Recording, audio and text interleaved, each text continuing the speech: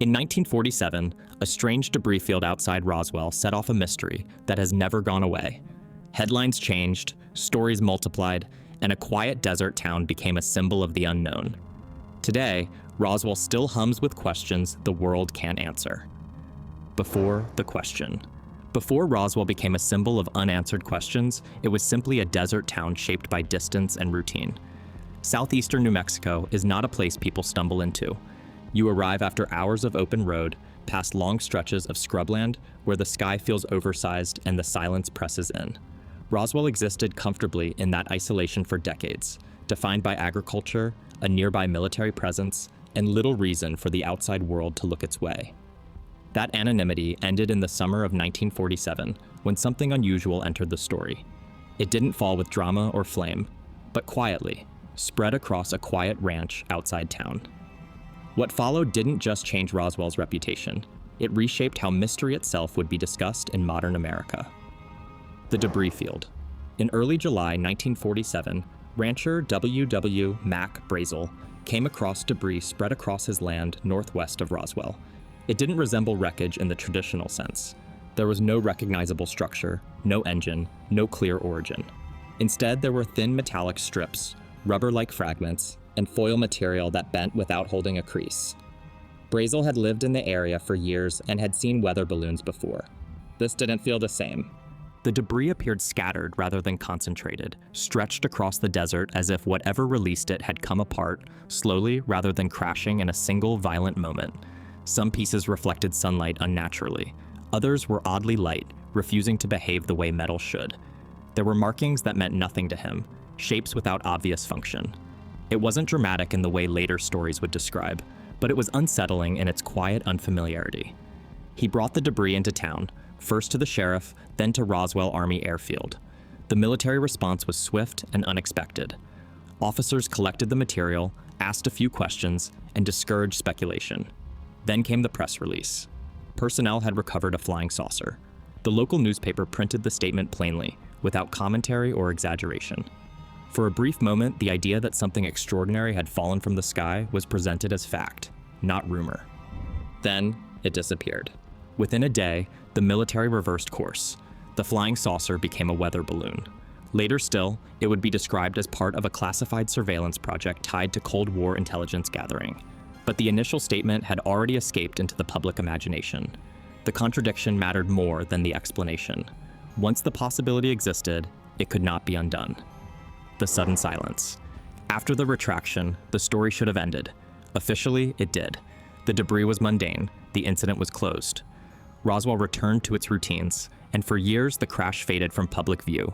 No follow-up press conferences, no detailed explanations, just a quiet return to normal, as though the moment had never happened. But silence has a way of inviting interpretation, especially when it follows something extraordinary. People remembered the headline even when the explanation blurred. The gap between what was said and what was later unsaid lingered. In that space, doubt settled comfortably. Decades later, researchers revisited Roswell and began asking why the story changed so quickly. Witnesses were interviewed, old documents resurfaced. People who had stayed quiet for years began to speak, sometimes cautiously, sometimes with certainty sharpened by time. Their accounts were inconsistent, sometimes contradictory, but collectively, they suggested one thing. Whatever happened in 1947 did not feel ordinary to the people who encountered it firsthand. Books reframed the incident as a cover-up involving extraterrestrial technology and non-human bodies.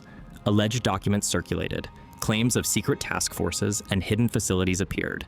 Some evidence was debunked, some stories collapsed under scrutiny. Others refused to disappear, surviving precisely because they could not be proven or dismissed entirely. Roswell stopped being a single story. It became a town defined by doubt, where the quiet spoke volumes and explanations rarely satisfied the imagination. Myth takes root.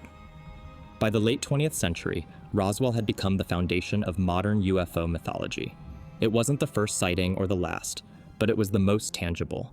A place you could visit, a town you could walk through, a landscape you could stand inside while asking what really happened here.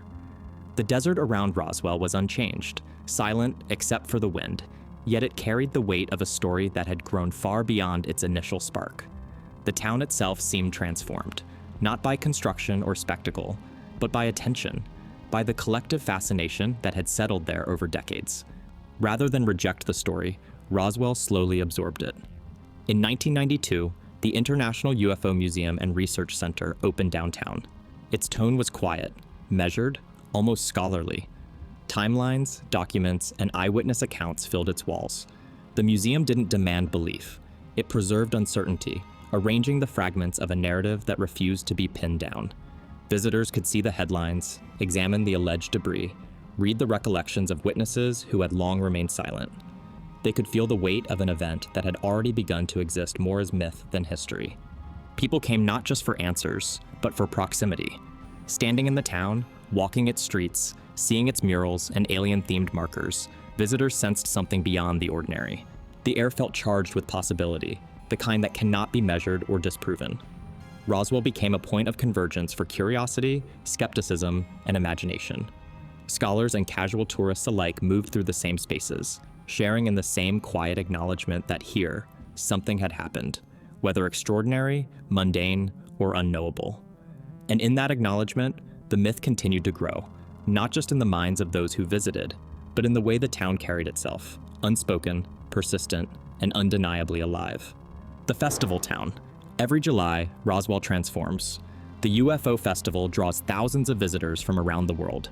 Streets fill with alien costumes, parades, lectures, and art installations.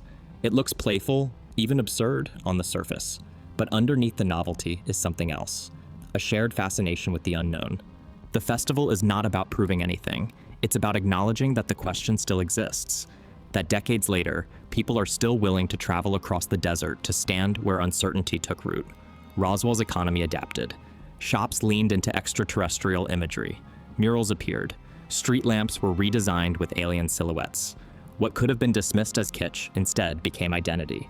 Not only did the town host the mystery, it carried it, lived it, and never let it go. Walking through Roswell today feels strangely balanced. One moment you're looking at novelty souvenirs. The next, you're reading dense archival material or listening to someone recount a personal theory with quiet conviction. Belief and irony coexist without conflict. Some visitors arrive expecting spectacle and leave surprised by how ordinary parts of the town remain. Others are struck by how deeply the story is woven into daily life. This isn't a constructed attraction. It's a place shaped over decades by attention it never asked for, but learned to navigate. Even skepticism feels different here. Locals may disagree about what happened in 1947, but few deny its impact. Roswell's identity is inseparable from that summer, regardless of what fell from the sky. Roswell's landscape completes the story.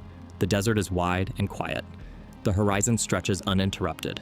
At night, the stars feel close, sharp, and impossible to ignore. There is very little light pollution, very little noise, and a sense of exposure that makes you aware of how small you are. In places like this, the unknown feels plausible. The desert, the empty streets, the quiet horizon, all of it invites speculation without effort. Whether anything truly extraordinary happened here or not, the setting makes it feel possible, as if the land itself quietly suggests that something remains just out of reach. Modern echoes. For many years, Roswell felt sealed in amber, a mystery preserved in black and white photographs and aging testimonies. Then, in the late 2010s, something shifted. Without ceremony, the US government acknowledged that encounters with unidentified aerial phenomena were not confined to history. Navy pilots described objects that moved without visible propulsion. Footage was released. Investigations were reopened. The language changed, but the uncertainty did not. And quietly, Roswell returned to the conversation. It was no longer framed only as an eccentric Cold War story or a cultural curiosity. It became a reference point, not proof, but precedent. The first widely known moment when an official explanation fractured and could not be fully repaired. As modern hearings unfolded and agencies admitted that some aerial encounters remained unresolved, attention drifted backward to the desert where the pattern first appeared. In contemporary UFO discourse, Roswell occupies a different role than it once did. It has outgrown its alien narrative, now cited for the ambiguity it embodies, how knowledge is conveyed, and how quickly what seems certain can dissolve, in how silence invites interpretation. Researchers, journalists, and skeptics return to Roswell not to settle the mystery, but to understand how it grew. That renewed attention is visible in the town itself. Visitor numbers rise when hearings make headlines or new reports circulate. The International UFO Museum sees familiar waves of interest, not only from tourists, but from students, archivists, and documentarians. Old files are reread, timelines are reconsidered. The past is approached again, this time through a modern lens shaped by disclosure rather than denial. Media interest follows predictable cycles. Documentaries revisit the crash with updated context. Podcasts place Roswell alongside recent encounters, bridging decades with a single unanswered question. Online discussions surge, fade, and return. Each time, Roswell remains fixed in place, unchanged, absorbing attention without comment. Occasionally, local events briefly reignite speculation. A fire near an old facility, a restricted site mentioned in passing, a rediscovered document whose meaning is unclear. None of it confirms anything. None of it needs to. In Roswell, even ordinary moments inherit the weight of history. What stands out is how little the town tries to assert itself. Roswell does not claim vindication. It does not chase relevance. It simply exists as it always has, a physical location tethered to an unresolved narrative. A place people return to whenever the unknown re-enters official conversation. And as long as the skies continue to resist explanation, Roswell will remain what it has become. Not an answer, not a warning. Why it remains. Roswell persists because it represents something larger than itself. It marks a moment when an official narrative fractured and never fully repaired.